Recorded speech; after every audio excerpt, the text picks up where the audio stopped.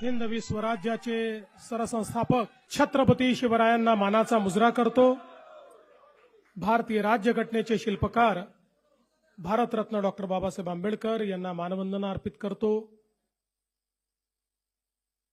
ज्यांनी खऱ्या अर्थानं छत्रपती शिवरायांनंतर राज्यकारभार कसा चालवला पाहिजे याची मुहूर्तमेढ केली त्या पुण्यश्लोक अहिल्यादेवी होळकर यांच्याही चरणी नतमस्तक होतो।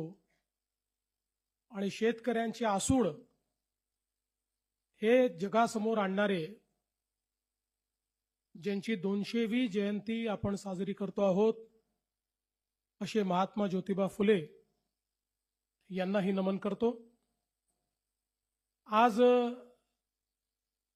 या कार्यक्रमामध्ये मंचावर उपस्थित असलेले आपले प्रदेशाध्यक्ष माननीय रवींद्र चव्हाण साहेब, महाराष्ट्राचे कृषी मंत्री माननीय दत्ता मामा भरणेजी, अनिल बोंडेजी, अशोक उईकेजी, संजय कुटेजी, रामकृष्ण वेताळजी, प्रवीण दरेकरजी, रणधीर सावरकरजी, चित्राताई वाघ, तमिळ सेल्वनजी, रवींद्र अनासपुरेजी, या ठिकाणी उपस्थित सन्माननीय नारायण कुचे, अभिमन्यूजी पवार, सुलभाताई गायकवाड, चरणसिंग ठाकूर, प्राजक्त तनपुरे, सुनीलजी कर्जतकर, बंटी भांगडियाजी, डॉक्टर सुरेश खाडे, प्रकाश भाऊ भारसाकळे, प्रशांत बंबजी, डॉक्टर भागवत कराड, सुहास शिरसाट, धैर्यशील पाटील, उपस्थित सर्व मान्यवर आणि या ठिकाणी महाराष्ट्राच्या विविध भागातून आलेले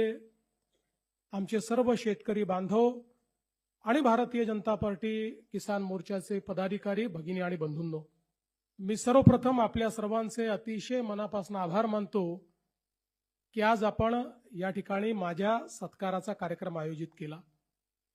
खरं म्हणजे मी जीवनामध्ये फार कमी सत्कार स्वीकारतो,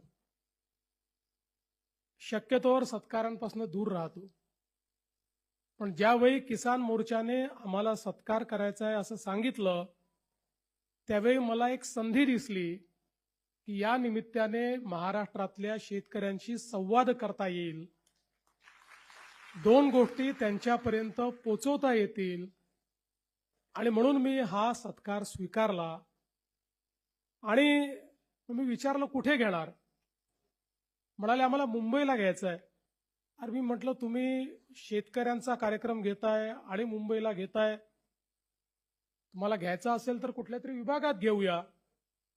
पण आमचे अध्यक्ष आणि संजय कुटेजी यांनी मला असं सांगितलं की महाराष्ट्राच्या राजधानीमध्ये येऊन आमच्या शेतकऱ्यांना प्रातिनिधिक स्वरूपात का होईना पण हा सत्कार मुंबईमध्येच करायचा आहे। मी त्यांना हो म्हटलं आणि आज हा सत्कार आपण केला। मी अतिशय विनम्रपणे हा सत्कार माझ्या वतीनं, ज्यांनी मला या संपूर्ण कार्यात मदत केली ते माझे दोन्ही उपमुख्यमंत्री माननीय एकनाथराव शिंदेजी, सुनेत्राताई पवार, आमचे कृषी मंत्री आणि संपूर्ण मंत्रिमंडळाच्या वतीनं आपला हा सत्कार मी या ठिकाणी स्वीकारतोय आणि या सर्व शेतकरी बंधू भगिनींचे मी अतिशय मनापासून आभार मानतो। खरं तर पहिल्यांदाच असं घडलं असेल की कर्जमाफीचा निर्णय कुठलीही निवडणूक डोळ्यासमोर नसताना घेण्यात आला। मागच्या निवडणुकीमध्ये आपल्या जाहीरनाम्यात शेतकऱ्यांना कर्जमाफी देण्याचं आश्वासन आपण दिलं होतं आणि त्यानंतर खूप चांगल्या पद्धतीनं संपूर्ण महाराष्ट्रामध्ये अभूतपूर्व अशा प्रकारचं यश आपल्याला मिळालं।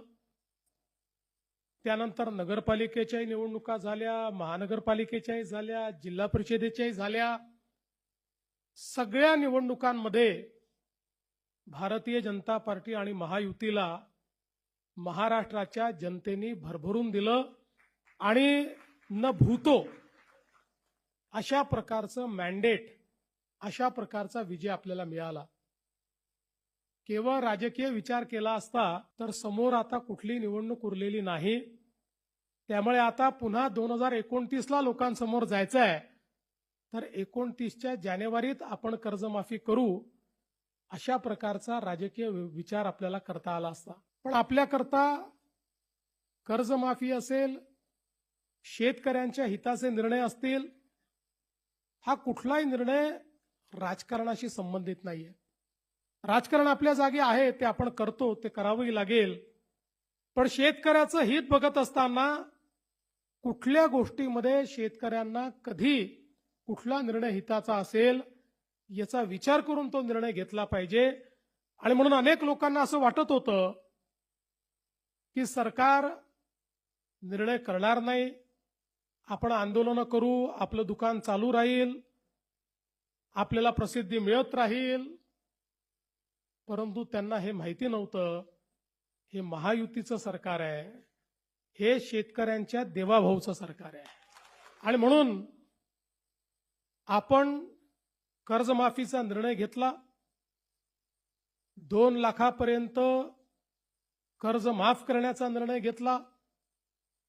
आणि त्यासोबत ज्यांनी नियमित कर्ज भरलाय त्यांनाही 50,000 रुपये देण्याचा निर्णय आपण घेतला. हे खरं आहे की हा निर्णय घेत असताना एक अट आपण टाकली होती, आणि ती अट अशी होती की 2019च्या कर्जमाफी योजनेमध्ये ज्यांना त्याचा फायदा मिळालाय त्यांना या योजनेचा फायदा मिळणार नाही. राज्यामध्ये 2008ला देशाची कर्जमाफी झाली आणि 2009ला राज्याची कर्जमाफी झाली. 2009च्या कर्जमाफीमध्ये तेव्हाच्या सरकारने 2008च्या कर्जमाफीतल्या लोकांना वगळलं. 2017ला आपण कर्जमाफी केली, त्याही वेळी ज्यांना फायदा यापूर्वी मिळाला होता त्यांना आपण वगळलं. 2019ला कर्जमाफी झाली. 19च्या कर्जमाफीमध्ये तेव्हाच्या सरकारने, मगाशी कुटे साहेबांनी सांगितलं की 2017ला ज्यांना कर्जमाफी मिळाली होती त्या सगळ्यांना वगळण्याचा निर्णय घेतला. याच्या पाठीमागचं कारण काय? तर आताही आपण कर्जमाफीच्या संदर्भात जी समिती तयार केली होती त्या समितीने आपल्याला अहवाल देताना हे सांगितलं की याचा फायनान्शियल इम्पॅक्ट मोठा नाही, 3-4 हजार कोटी रुपयेच लागतील.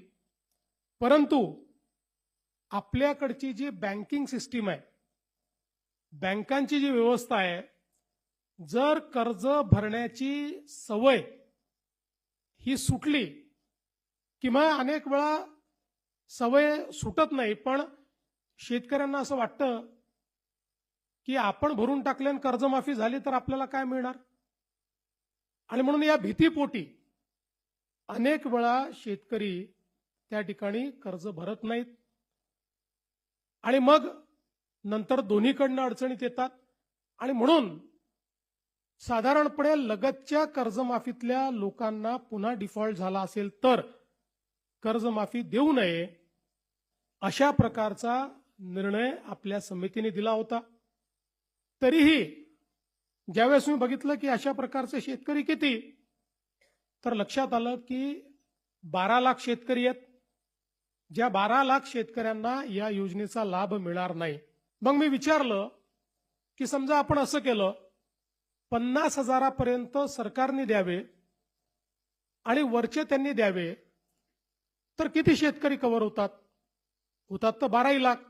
पण त्यातले 6 लाख शेतकरी असे होते की ज्यांना 10-12 हजार रुपये भरले तरीही 50,000चा फायदा त्या ठिकाणी मिळत होता. आणि म्हणून दोन्ही गोष्टी त्यात होत होत्या. शेतकऱ्याला फायदाही मिळत होता आणि पुन्हा जो काही रिपोर्टमध्ये म्हटलं होतं की कर्ज भरण्याची प्रवृत्ती कमी होऊ नये या दृष्टीनं तुम्ही कारवाई करा, ती कारवाई देखील आपल्याला करता येत होती. आणि म्हणून त्या रिपोर्टच्या पलीकडे जाऊन आपण हा विचार केला की 50,000पर्यंत आपण द्यावं, आणि 1 लाखापर्यंत गेलं तर जवळपास या 12 लाखातले 9 लाख शेतकरी हे 10-12 हजार रुपये भरून त्या ठिकाणी पात्र होत होते. आणि म्हणून या दृष्टीने हा निर्णय घेतला होता. दुसरा निर्णय हा आपण चालू कर्ज आपल्या नागरिकांनी किंवा शेतकऱ्यांनी भरावं याकरता त्याची एक अट आपण लावली होती. आणि म्हणून अशा पद्धतीनं ही कर्जमाफी केल्यानंतर ज्यावेळी आमच्या रणधीरभाऊ सावरकरांसोबत आमचे महायुतीचे तीनही पक्षाचे सगळे आमदार जवळपास 25-30 आमदार माझ्याकडे आले. आणि माझी सवय आहे, मी सत्य नेहमी सांगतो, कारण आर्थिक शिस्तही असली पाहिजे. आणि म्हणून मी त्यांना समजावून सांगितलं की मला पैसे जास्त लागणार नाही, 4,000 कोटी लागणार आहेत. 36,000 कोटी दिले तर 40,000 द्यावे लागतील.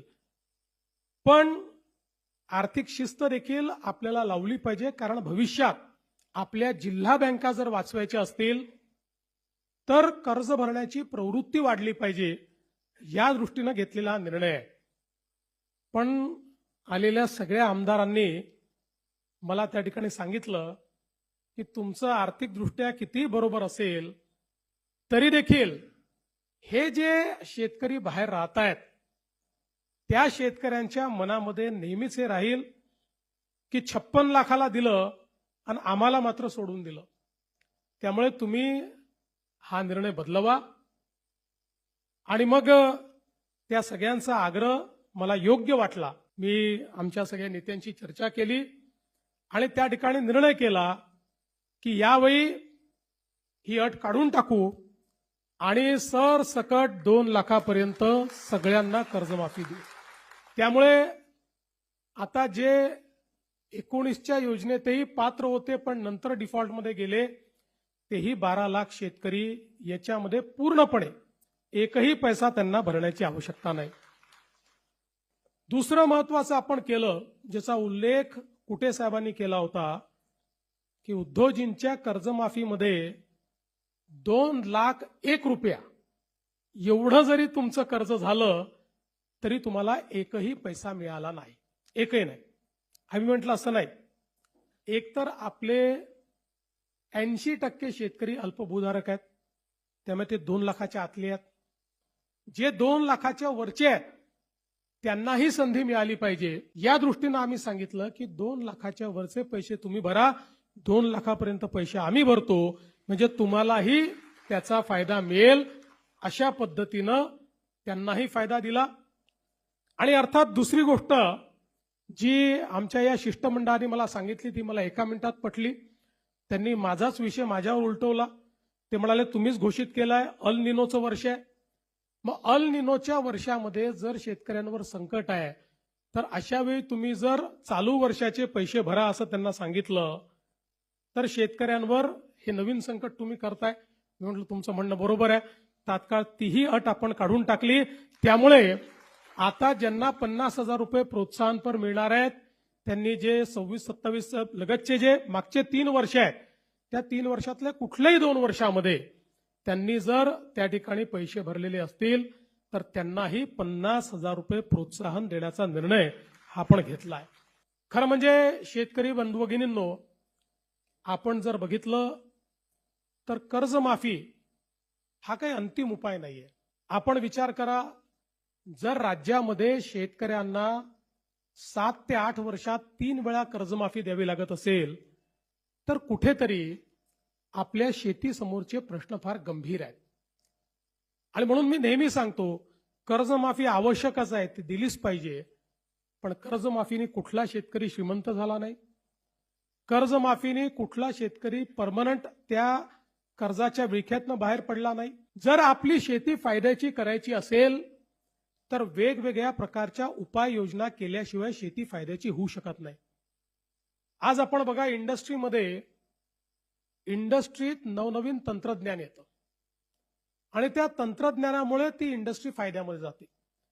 जर एखाद्या उद्योगाने ठरवलं की मी नवीन तंत्रज्ञान आणणारच नाही तर तो उद्योग बंद पडतो.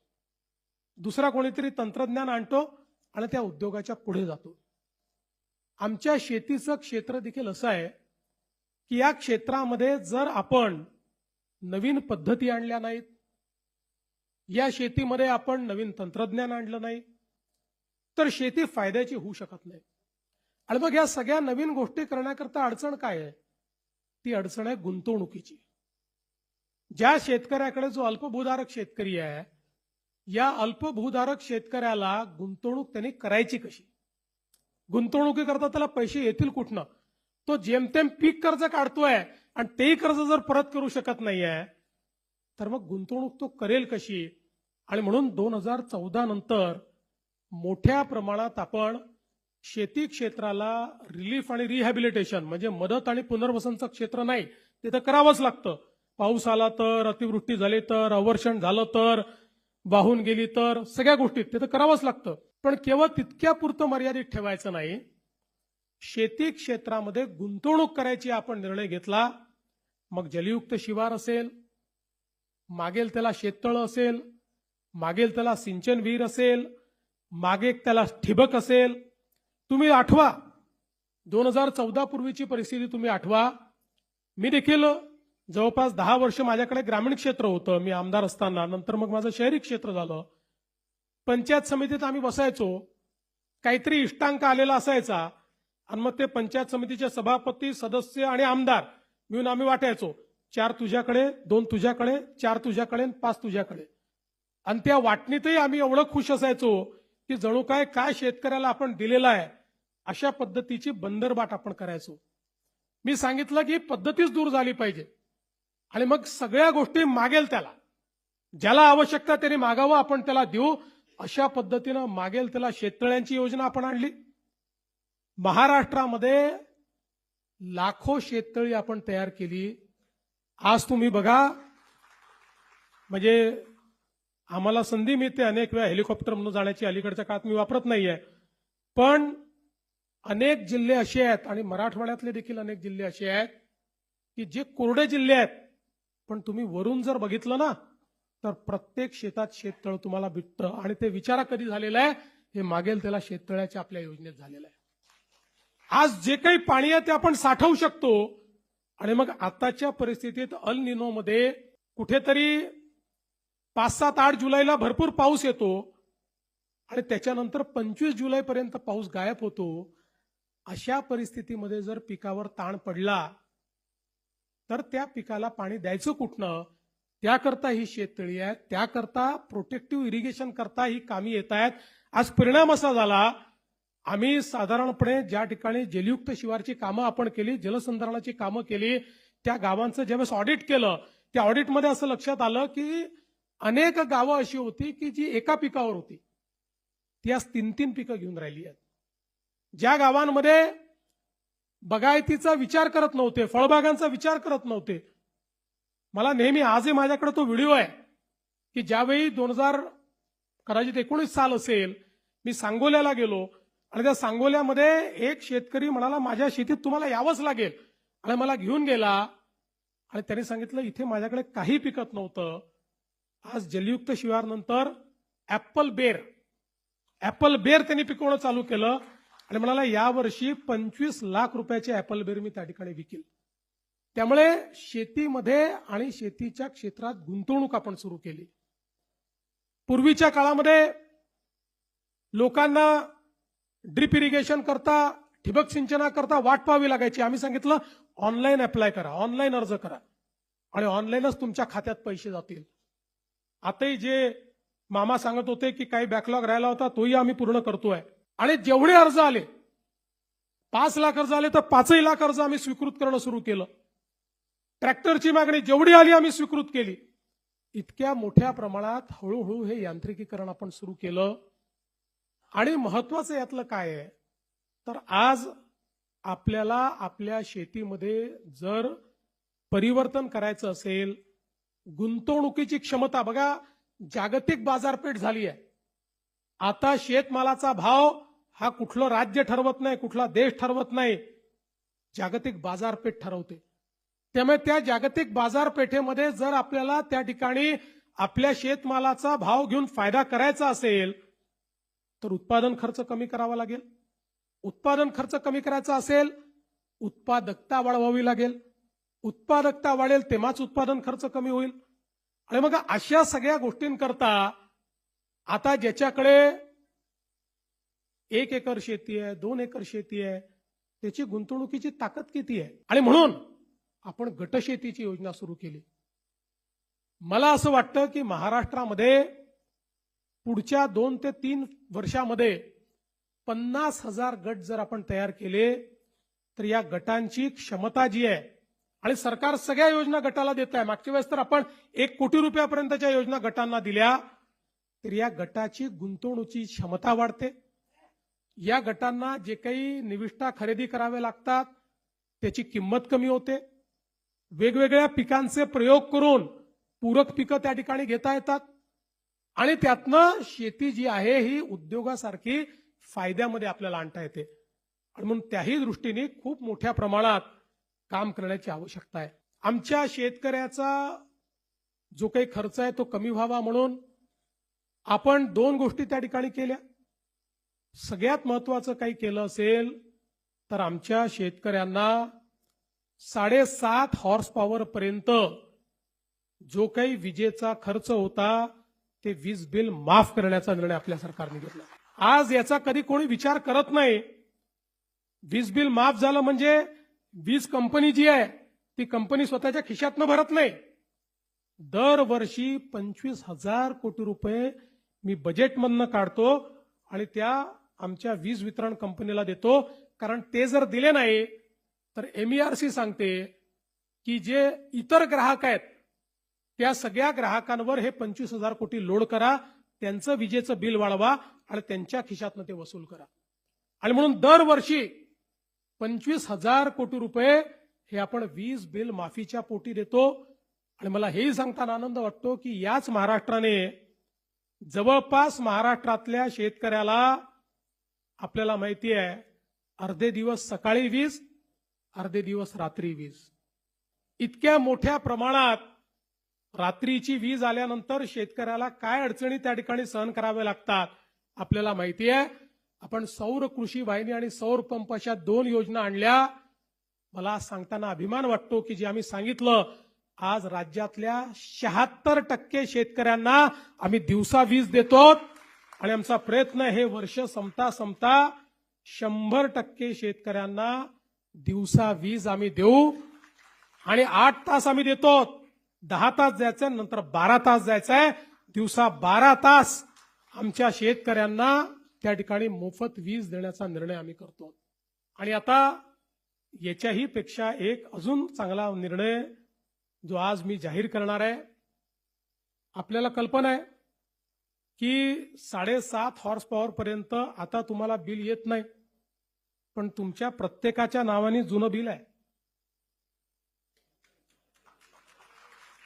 प्रत्येकाच्या नावाने आहे, ते खात्यात आहे, लिहून ठेवलं आहे. कधीतरी वसुलीला येऊ शकतं आणि कुठलंही दुसरं कनेक्शन घ्यायचं झालं तर तो लाईनमन चेक करतो, तुमच्यावर तर आहे जुनं बिल, मिळत नाही तुम्हाला. आणि म्हणून आता मी हा निर्णय घेणार आहे की 7.5 हॉर्स पॉवर पर्यंतचं जे जुनं बिल आहे, 48,000 कोटी रुपयाचं जुनं बिल वसूल करायचं आहे. ते 48,000 कोटी रुपयाचं जुनं बिल आम्ही माफ करणार आहोत.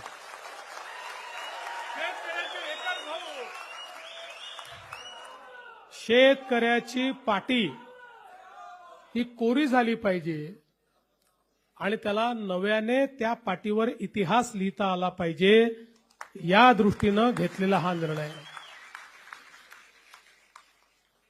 आज खरं म्हणजे एकीकडे शेती क्षेत्रातली गुंतवणूक आपण किती वाढवली आहे.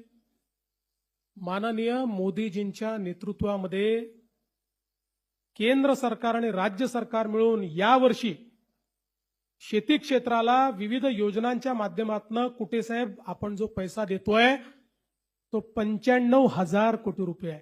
कर्जमाफीच्या व्यतिरिक्त, कर्जमाफीचा पैसा नाही, 95,000 कोटी रुपये आपण देतो. मोठ्या प्रमाणात ही गुंतवणूक आपण वाढवतो. आपला प्रयत्न आहे की हे क्षेत्र हळूहळू सस्टेनेबल झालं पाहिजे. आणि म्हणून एक एक गोष्ट जी आपण करतोय, आता शेती क्षेत्रामध्ये आपण AIचा वापर चालू केलाय. कारण आपल्याला जर उत्पादन खर्च कमी करायचा असेल तर आज आपण इस्रायलची शेती बघितली तर इस्रायलच्या शेतीमध्ये फर्टिगेशन आहे, ठिबक सिंचन आहे, पण त्या ठिबक सिंचनामध्ये फर्टिगेशन आहे. जे काही त्या ठिकाणी द्यावं लागतं ते सगळं त्या ठिबकच्या माध्यमातून जात असताना कंप्लीट ऑटोमेशन असल्यामुळे जेवढं सीसी गेलं पाहिजे, आपण तर अंदाजे करतोय सगळ्या गोष्टी, अंदाजे जेवढं सीसी गेलं पाहिजे तेवढंच ते जातं, त्यापेक्षा जास्त जात नाही. त्याचा परिणाम काय होतो? जमीन चांगली राहते. त्याचा परिणाम काय होतो? खर्च कमी होतो आणि वाढीला त्याचा फायदा होतो. त्यामुळे अशा पद्धतीचे जे काही विषय आहेत ते आपल्याला हळूहळू न्यावे लागतील. आणि शेतीमध्ये जे काही आपण वापरतो, आज रासायनिक खतांमुळे आपल्या शेतीची अवस्था ही वाईट होते आणि म्हणून त्याचा वापर कसा कमी करायचा. आज आपण जे काही आपलं त्या ठिकाणी दुसरं खातं ॲनिमल हजबंडरीचं, त्या खात्यामध्ये देखील खूप मोठ्या प्रमाणात काम चालू केलेलं आहे. कारण आपल्याला कल्पना आहे की आपल्या शेतीतल्या गायी कमी झाल्या, जनावरं कमी झाले आणि त्यातनं शेतीमध्ये ज्या नैसर्गिक गोष्टी जात होत्या त्या गोष्टी आता हळूहळू आपल्या जायला लागल्या. सगळं आपण रासायनिक वापरायला लागलो आणि म्हणून पुन्हा एकदा नैसर्गिक शेतीकडे जाण्याकरता त्या ठिकाणी आपला प्रयत्न आहे की पशुसंवर्धन दुग्ध व्यवसाय विकास विभागाच्या माध्यमातून मोठ्या प्रमाणात योजना आणून आपल्या देशी गायींचं संवर्धन झालं पाहिजे. आणि देशी गायींच्या माध्यमातून आज इतके चांगले प्रयोग झाले आहेत. आज जीवामृत असेल किंवा इतर पद्धती असतील की ज्यामुळे अतिशय कमी खर्चामध्ये गोमूत्र असेल, शेण असेल, गूळ असेल, हळद असेल, अनेक गोष्टी त्याचं मिश्रण करून आणि त्या ठिकाणी ज्या प्रकारे आमच्या शेतीमध्ये आज त्यांनी उत्पादकता वाढते आहे, ती कमी होत नाही आहे, असे वेगवेगळे प्रयोग हे आपल्याला करावे लागतील. आणि त्यातनं आपल्या जमिनीची जी उर्वरा क्षमता आहे, जी उत्पादन क्षमता आहे, ही क्षमता देखील त्या ठिकाणी आपल्याला पुन्हा एकदा परत आणावी लागेल, ती वाढवावी लागेल. या सगळ्या गोष्टी येत्या काळामध्ये करण्याचा आपला प्रयत्न आहे. आणि म्हणून गुंतवणुकीच्या मॉडेलकडे आपण सगळे लोक या ठिकाणी जाण्याचा प्रयत्न करतो. खरं म्हणजे मी कधी फार सांगत नाही, पण मीही शेतकऱ्याचाच मुलगा आहे. माझ्या घरी वडिलोपार्जित शेती आहे. माझे वडील स्वतः शेतकरी होते. आजही माझी शेती माझ्या गावामध्ये आहे. कोणी जाऊन पाहिलं तर माझ्या शेतीमध्ये आजही त्या ठिकाणी धानाची शेती होते. आणि जवळपास वयाच्या 25व्या वर्षापर्यंत वर्षातले 3 महिने गावी असायचो. वर्षातले 3 महिने मी गावी असायचो. माझ्या गावातले मित्र अजूनही आहेत. आणि घरी शेती होती, घरी आमराई होती, घरी ऊस होता.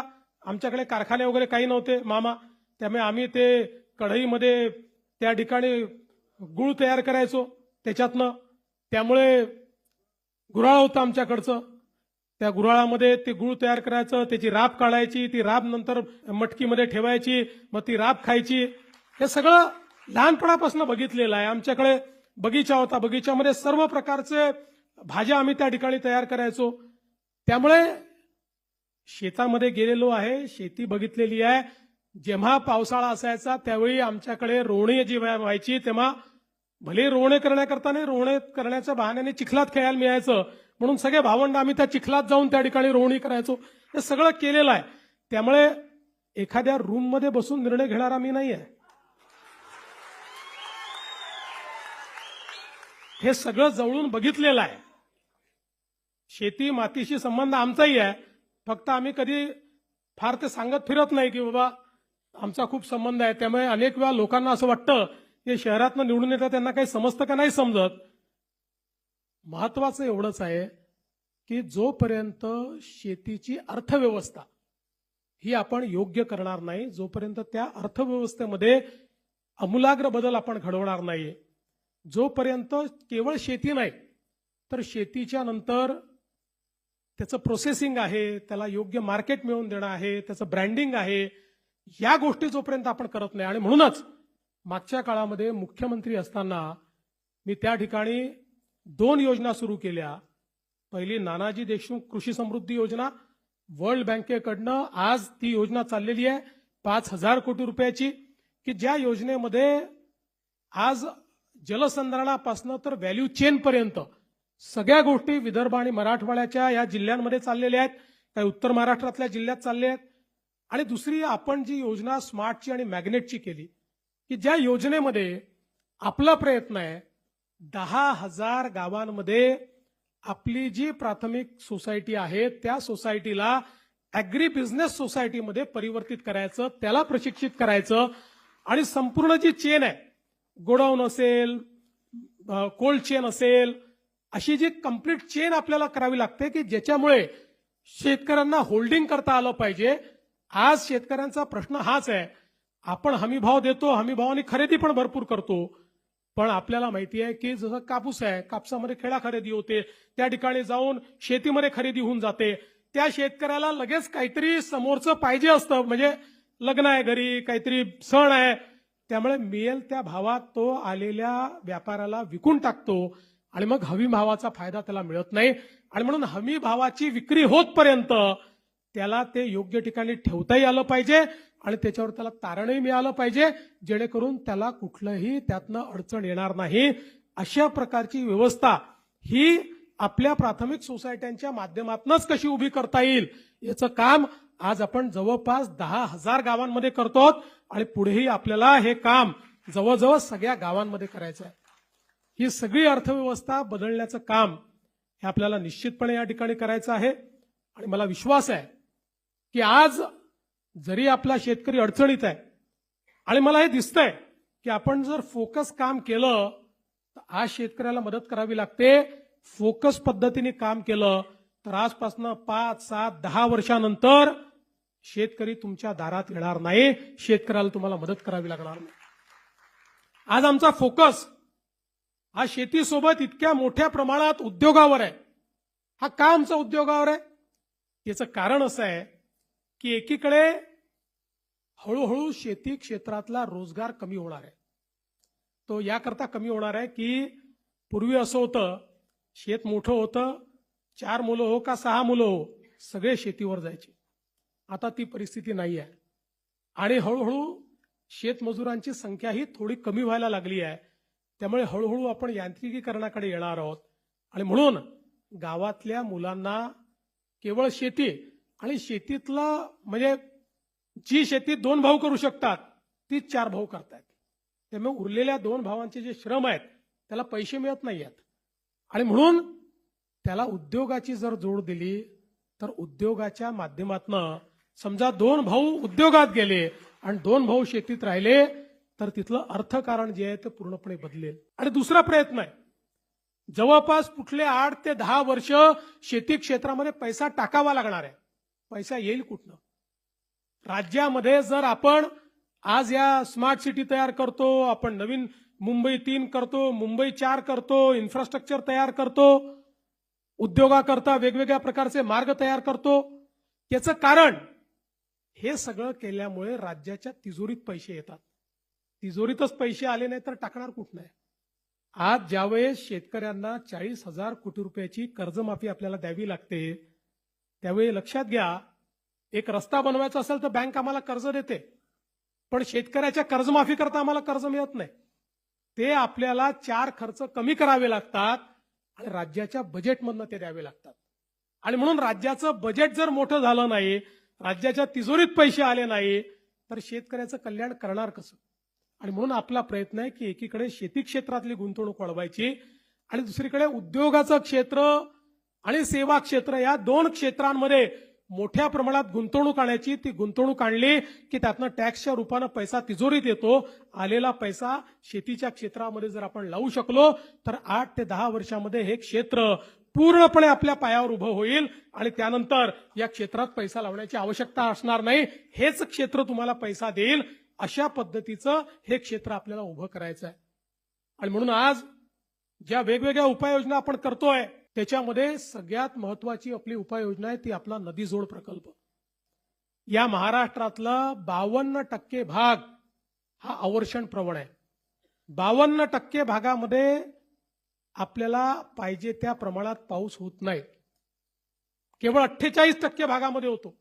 त्या 52% भागामध्ये जिथे कधी ना कधी दुष्काळ पडत असतो. आता या वर्षीचं अल निनोचं संकट आहे.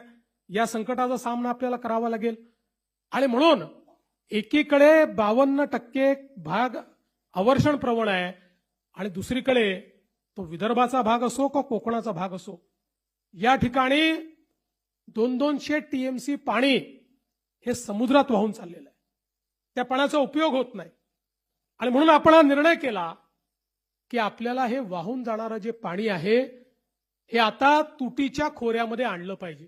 आपलं गोदावरीचं जे खोरं आहे, ज्या खोऱ्यावर जवळपास 50% महाराष्ट्रातली शेती आणि महाराष्ट्रातलं पाणी अवलंबून आहे, ते तुटीचं खोरं आहे.